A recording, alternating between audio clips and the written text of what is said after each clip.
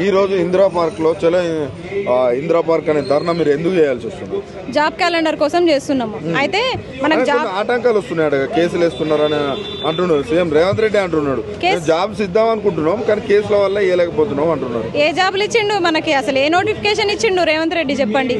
55,000 ఉద్యోగాలు ఇచ్చిండు. 55,000నా? నోటి మాటగా సంఖ్య చెప్తే నీకు ఏ నంబర్ వస్తే ఆ నంబర్ చెప్తే అయిపోతుందా? ఆ నోటిఫికేషన్ ఎవరు ఇచ్చిర్రు? ఏ గవర్నమెంట్ ఇచ్చింది? క్రాస్ చెక్ చేసుకోండి. ఏ గవర్నమెంట్ ఇచ్చింది ఫస్ట్ ఆ నోటిఫికేషన్? కాంగ్రెస్ ముఖ్యమంత్రి కాంగ్రెస్ లో ఉన్నాడు, కాంగ్రెస్ ప్రభుత్వం ఇచ్చినట్టు. ఇక్కడ రెండు మాటలు వీళ్ళే మాట్లాడతారు. మేము వచ్చి 17 నెలలే అవుతుంది, 17 నెలల్లో ఇన్ని మూమెంట్స్ ఎందుకు చేస్తారు అంటారు. మరి 17 నెలలలో మీరు ఏ నోటిఫికేషన్లు జారీ చేసిరో కొంచెం డేట్స్ తో సహా మాకు ఎక్స్ప్లెయిన్ చేయండి. పేపర్లో చెప్తున్నారు కదా, న్యూస్ లో చెప్తున్నారు మేము ఇచ్చినాం జాబ్స్, మేము ఇచ్చినాము. నియామక పత్రాలు ఇస్తే కాదు, నియామక పత్రాలు ఇచ్చి మేము ఇచ్చినట్టు కాదు. ఫస్ట్ ఏ ఇయర్లో 2022లో ఏ పార్టీ అధికారంలో ఉంది? ఆ పార్టీ ఇచ్చినట్టు. ఆ పార్టీ ఏది? కాంగ్రెస్ ఉందా అప్పుడు?